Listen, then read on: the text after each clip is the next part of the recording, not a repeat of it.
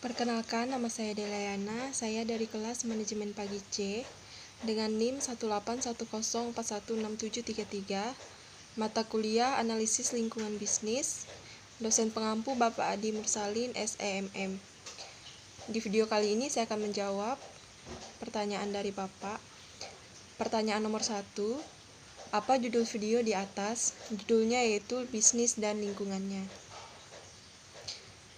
Pertanyaan kedua, siapa pembicara dalam video di atas? Yaitu Budi Setiawan, SE, MSI. Apa yang pembicara bicarakan? Yaitu tentang bisnis dan usaha.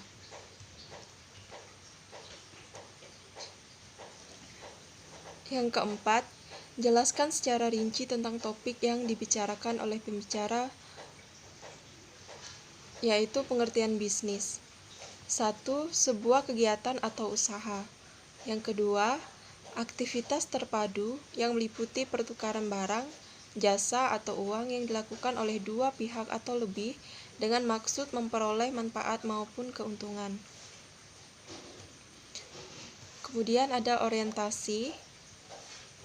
Bisnis berdasarkan kegiatan utamanya terbagi menjadi dua, yaitu yang pertama, organisasi bisnis. Memiliki orientasi dan tujuan utamanya adalah mendapatkan laba atau keuntungan. Nah, peningkatan kekayaan investor sebagai hasil penanaman modal setelah dikurangi biaya-biaya yang berhubungan dengan penanaman modal tersebut. Kemudian yang kedua, orientasi nirlaba atau non-profit. Lebih berorientasi dan bertujuan pada kepentingan sosial dan manfaat bagi masyarakat. Masyarakat umum misalnya yayasan pendidikan sosial, lembaga bantuan hukum, lembaga swadaya masyarakat, dan sebagainya.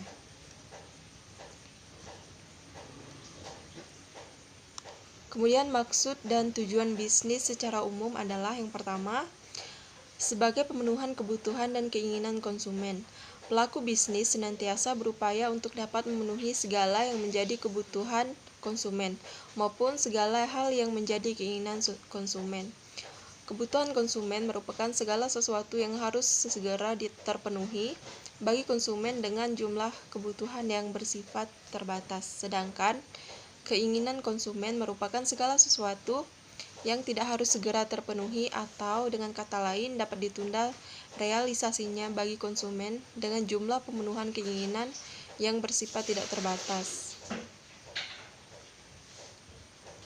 Kemudian keuntungan usaha. Setiap bisnis yang dijalankan pasti memiliki maksud dan tujuan yang berorientasi pada pencapaian keuntungan atau laba usaha yang optimal. Laba yang optimal dapat diraih dengan senantiasa berupaya meningkatkan efektivitas dan efisiensi operasional bisnis. Kemudian yang ketiga, pertumbuhan dan perkembangan yang berkelanjutan. Bisnis yang dijalankan harus memiliki pandangan atau visi yang jauh ke depan, atau dengan kata lain, bisnis harus bersifat visioner, tidak hanya sekedar ada, namun harus berorientasi pada pertumbuhan dan perkembangan yang berkelanjutan. Kemudian yang keempat, mengatasi berbagai risiko. Berbagai risiko yang ada dapat dikelola atau di-manage sedemikian rupa sehingga diharapkan dapat diminimize atau dapat diminimalisir dan juga dapat menciptakan peluang-peluang baru. Kemudian yang kelima, tanggung jawab sosial. Aktivitas bisnis selain dimaksudkan untuk mendapatkan keuntungan atau laba, juga dapat sebagai bentuk tanggung jawab sosial dengan membuka lapangan pekerjaan bagi orang lain. Dengan kata lain, bisnis mampu memberikan manfaat positif bagi masyarakat sekitar. Lalu lingkungan bisnis terdiri atas dua bagian. Yang pertama, lingkungan internal. Sumber daya manusia dan fisik yang mempengaruhi kinerja bisnis secara langsung. Kemudian, secara lingkungan yang dapat dikendalikan oleh organisasi. Lingkungan internal terdiri dari 1. Karyawan, tenaga kerja atau sumber daya manusia. Pada hakikatnya, tenaga kerja atau sumber daya manusia berupa manusia yang dipekerjakan di sebuah organisasi sebagai penggerak atau untuk mencapai tujuan organisasi. Perkembangan terbaru memandang karyawan tidak hanya sebagai sumber daya manusia belaka, melainkan saat ini sumber daya manusia sudah diperlakukan sebagai berupa modal atau dikatakan sebagai human capital. Dalam hal ini, human capital dimaksudkan adalah sumber daya manusia berupa modal dan aset bagi institusi atau organisasi, aset yang bernilai dan dapat dilipat gandakan, dikembangkan bagi keuntungan organisasi. Kemudian manajemen atau keahlian pengelola. Manajemen merupakan seni dalam menyelesaikan pekerjaan melalui orang lain. Seorang manajer bertugas untuk mengatur dan mengarahkan orang lain untuk mencapai tujuan organisasi. Manajemen sebagai keahlian pengelola organisasi dalam melakukan fungsi-fungsi manajemen yaitu mulai dari fungsi perencanaan, pengorganisasian, pengkoordinasian, dan pengontrolan sumber daya untuk mencapai sasaran secara efektif dan efisien. Kata efektif dapat dimaknai sebagai tujuan dapat dicapai sesuai dengan perencanaan atau dengan kata lain dapat disebutkan doing the right things. Sedangkan efisien artinya tugas yang ada dilaksanakan dengan benar, terorganisir dan sesuai dengan jadwal atau doing things right. Kemudian yang ketiga, pemegang saham atau shareholder atau stockholder. Seseorang atau badan hukum yang secara sah memiliki satu atau lebih saham pada perusahaan. Perusahaan bertanggung jawab kepada para pemegang saham dan bekerja demi keuntungan mereka. Yang keempat, modal dan peralatan fisik berupa dana, mesin, dan gedung. Nah, organisasi atau perusahaan pasti membutuhkan modal untuk mengoperasikan organisasinya secara berkesinambungan. Peralatan fisik seperti sarana dan prasarana juga menjadi modal suatu organisasi yang harus terpenuhi agar organisasi dapat berjalan dengan baik dan optimal. Yang kelima, informasi. Informasi adalah sebagai bagian dari lingkungan internal yang merupakan sebuah kumpulan data atau fakta yang diorganisir atau diolah dengan cara tertentu sehingga mempunyai arti bagi penerima. Kemudian lingkungan eksternal, institusi atau kekuatan luar yang potensial mempengaruhi kinerja organisasi. Sebagian lingkungan yang tidak dapat dikendalikan oleh organisasi lingkungan. Lingkungan eksternal terdiri dari dua bagian. Yang pertama, lingkungan khusus atau lingkungan mikro. Bagian dari lingkungan yang secara khusus relevan terhadap pencapaian tujuan organisasi. Kemudian meliputi orang-orang yang memiliki kepentingan dalam organisasi atau stockholder, yakni yang pertama konsumen. Konsumen adalah siapapun yang membayar uang yang memperoleh barang maupun jasa dari organisasi.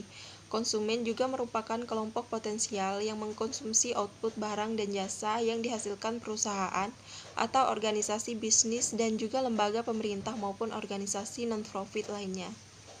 Yang kedua, pemasok atau supplier, yakni organisasi maupun individu yang menyediakan sumber daya bagi organisasi lain. Pemasok juga merupakan perusahaan atau individu yang menyediakan faktor-faktor produksi yang dibutuhkan perusahaan untuk memproduksi produk dan atau jasanya. Pasokan diantaranya meliputi penyediaan bahan baku atau material keuangan dan tenaga kerja. Kemudian yang ketiga, pesaing adalah organisasi lain yang memperebutkan sumber daya terutama uang konsumen.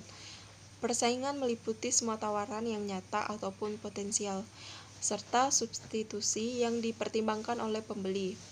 Yang keempat, kreditor adalah pihak yang memberikan kredit atau pinjaman kepada yang lainnya. Kreditor juga merupakan pihak bisa perorangan, organisasi, perusahaan, bahkan pemerintah yang memiliki tagihan kepada pihak lain atau pihak kedua atas properti atau layanan jasa yang diberikannya. Selanjutnya, lingkungan umum atau makro. Lingkungan yang tidak terkait secara langsung terhadap kegiatan operasional organisasi, meliputi beberapa dimensi. Yang pertama, ekonomi. Terdapat beberapa faktor ekonomi yang dapat mempengaruhi praktek manajemen dalam aktivitas bisnis, di antaranya adalah tingkat inflasi, pengangguran, tingkat pertumbuhan pendapatan nasional, dan sebagainya. Yang kedua, politik dan hukum merupakan peraturan atau kebijakan pemerintah atau hubungan yang sangat erat antara bisnis dan peraturan kebijakan pemerintah. Kemudian sosial budaya. Para manajer harus mampu memperhatikan perubahan sosial budaya masyarakat, diantaranya dalam hal kebiasaan, adat, nilai, kemudian pasar, itu selera masyarakat. Yang keempat, demografi. Sebagai dinamika kependudukan manusia dengan beberapa indikator, yaitu jenis kelamin, usia, pendidikan, distribusi penduduk, pendapatan, dan konsumsi keluarga. Yang kelima, teknologi. Merupakan metode yang digunakan untuk mengubah sumber daya manusia menjadi barang atau jasa. Yang keenam, kondisi global. Dimaknai sebagai keterlibatan bisnis dengan negara-negara lain. Globalisasi ekonomi membuat proses produksi dan konsumsi barang dan jasa menjadi suatu kerja internasional yang melibatkan berbagai negara. Kemudian peluang dan tren bisnis masa depan. Peluang. Yang pertama, revolusi teknologi informasi. Yang kedua, perkembangan iptek baru pada bidang tertentu. Yang ketiga, meningkatkan globalisasi. Nah, tren bisnis masa depan yang pertama, laju pertumbuhan ekonomi yang kuat dan konsisten. Yang kedua, berkurangnya tingkat inflasi dan defisit anggaran yang besar. Yang ketiga, pasar bebas dan sistem keuangan terbuka. Yang keempat, inovatif, memiliki keunggulan kompetitif. Yang kelima, pertanyaannya, bagaimana menurut Anda mengenai presentasi mereka tentang topik di atas? Menurut saya, penerangan topik dan penjelasannya juga jelas dan mudah dipahami. Yang keenam, pertanyaannya, manfaat apa yang saudara dapat dari menonton video di atas? Manfaatnya, saya senang belajar dari menonton video seperti ini, apalagi materi bisnis, karena sangat bermanfaat buat saya ke depannya jika ingin memulai bisnis atau membuka bisnis atau menjalankan kerjasama dengan pihak lain. Kemudian bagaimana kesimpulan Anda setelah menonton video di atas? Kesimpulan dari video di atas adalah berbicara tentang bisnis dan lingkungannya, di mana mencakup lingkungan eksternal dan internal, lingkungan mikro dan makro, serta peluang dan tren bisnis masa depan. Baiklah, sekian jawaban dari saya. Terima kasih.